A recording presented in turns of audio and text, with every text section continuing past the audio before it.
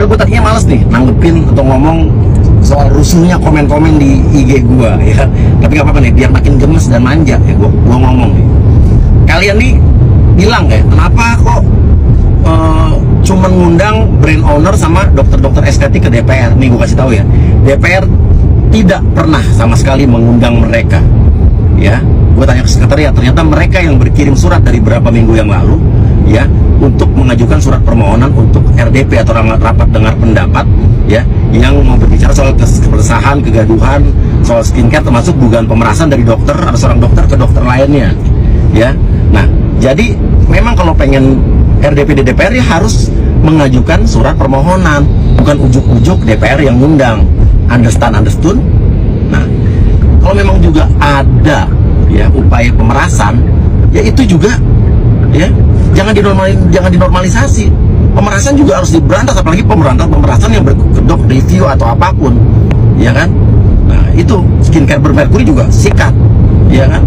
Nah, kemarin kan konteksnya itu kan ada orang yang mengaku diperas, ya katanya dengan membawa-bawa nama DPR dan BPOM. Ada seorang oknum dokter yang katanya meminta sejumlah uang 2 juta Singapura dolar. Ya wajar lah mereka ngomong begitu. Saya tanya, siapa orangnya? Nggak sabar banget sih. Sabar nape? Kenapa sih? Nggak sabar gitu ya lihat Nikita Mirzani Mawardi di penjerong gitu. Santai bos ya. Yang punya masalah aja masih santai, masih kerja, nyari duit, masih berkumpul bersama keluarga tuh. Hah?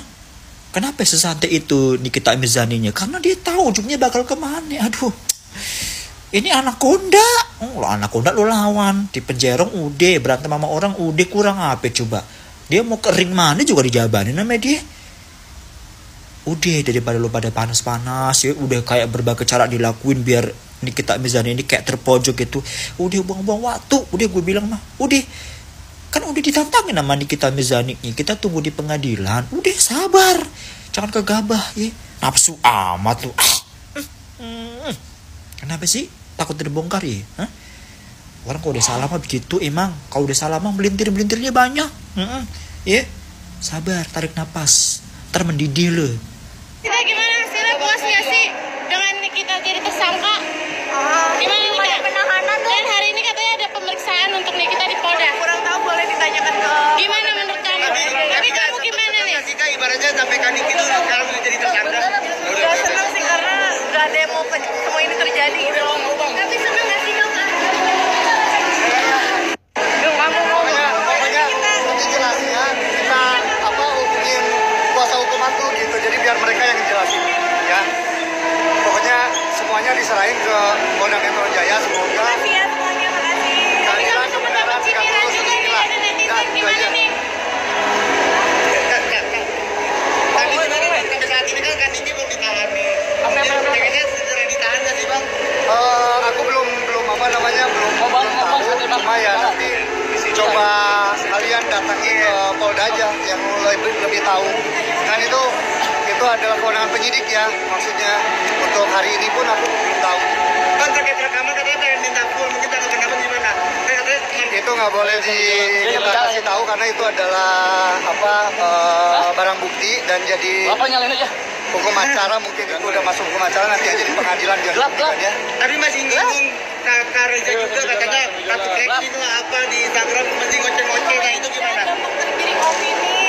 Ya sambil jalan. Metro Jaya mau dia ngomong. Polda Metro Jaya pokoknya kami dari rakyat Indonesia Sambil jalan. NM resmi ditetapkan sebagai tersangka oleh Polda Metro Jaya terkait dugaan kasus pengancaman, pemerasan melalui media elektronik, dan juga dugaan kasus tindak pidana pencucian uang. Hal ini berdasarkan bukti yang sudah cukup dan disampaikan oleh Humas Polda Metro Jaya pada hari ini, 20 Februari 2025. Penyidikan dugaan peristiwa pengancaman, kemudian pemerasan melalui media elektronik, dan juga pemerasan bagaimana diatur di KUHP, dan juga tindak pidana dugaan tindak pidana pencucian uang. Ya, penyidik di Reserse Siber Polda Metro Jaya telah menetapkan 2 tersangka dalam proses penyidikan tersebut. Yang pertama saudari NM, yang kedua saudara IM. Ya, penyidik telah menetapkan tersangka pada kedua orang ini berdasarkan bukti yang cukup. Sehingga terdapat 2 tersangka dari kasus ini, yaitu NM dan IM.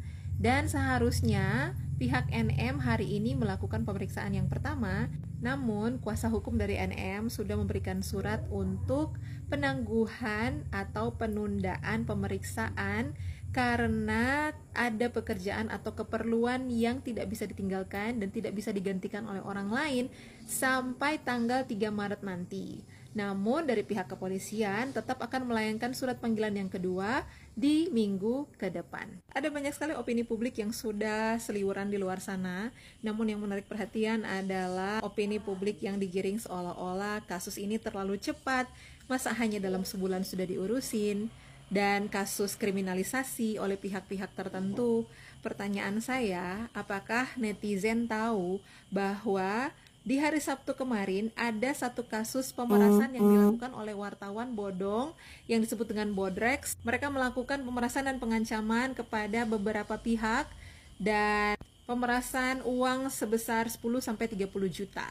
Dan itu dilaporkan pada tanggal 7 Februari dan proses penangkapan dan penetapan tersangka itu pada hari Sabtu, yaitu tanggal 15 Februari, which is only 1 week. Jadi, untuk kasus Dr. Reza ini termasuk lambat. Sebenarnya untuk opini yang punya backing-backingan ini dan itu, yang punya power ini dan itu, bukankah pihak dari sana? Bukan pihak dari Dr. Reza. Kenapa sekarang seolah-olah opini publik digiring bahwa Dr. Reza lah yang memiliki backingan, Dr. Reza lah yang memiliki ini dan itu? Kenapa ketika Polri menguntungkan pihak kalian, kalian menyanjung, tapi ketika Polri mungkin tidak di pihak kalian, kalian menuduh ada sesuatu, ada kriminalisasi, ada backingan, ada ini dan itu? Jadi hal yang paling baik untuk kita lakukan sekarang adalah kita kawal terus dugaan kasus tindak pidana ini sampai nanti kasusnya benar-benar terang benderang. Dan pesan untuk Doktif, tetap semangat Doktif, jangan panik. Kalau tidak menggila, tidak akan itu terjadi. Ya, semua kasus TPPU ini insya Allah kalau masih berkawan sama aku pasti nasihatin. Jangan ya nih, jangan. Karena nyari duit halal pun bisa kerja, tapi ya sekarang mana orang-orang yang nuduh aku percaya dengan mulut kau bahwa akulah yang selalu tukang bikin onar. Nah, ini divalidasi dari aku. Iya, emang. Coba kalau masih nurut sama aku. Ya emang ini cara Allah juga sih untuk aku itu selamat dari kerutan hidup orang lain ya.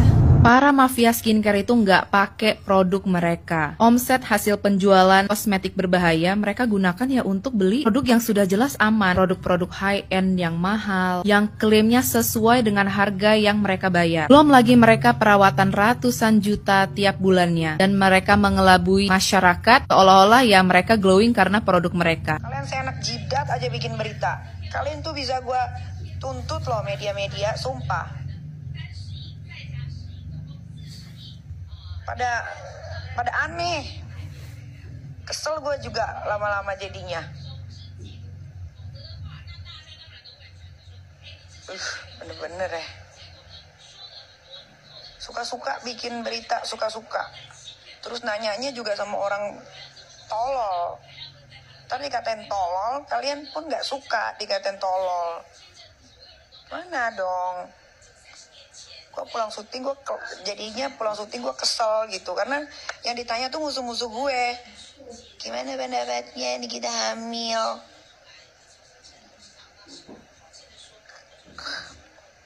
Oh, pasti bilang hamil buat pengalihan isu ya. Gue kesel ya. Sumpah.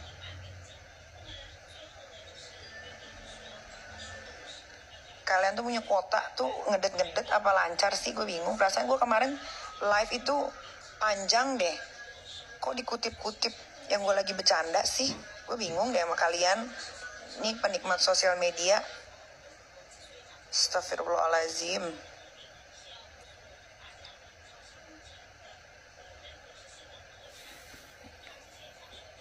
Tuh kalian hapus nggak tuh?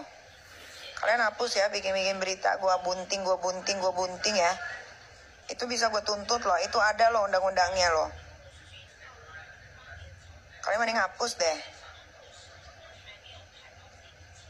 Hobi banget dipotong-potong, dikutip dijadiin berita. Begitu.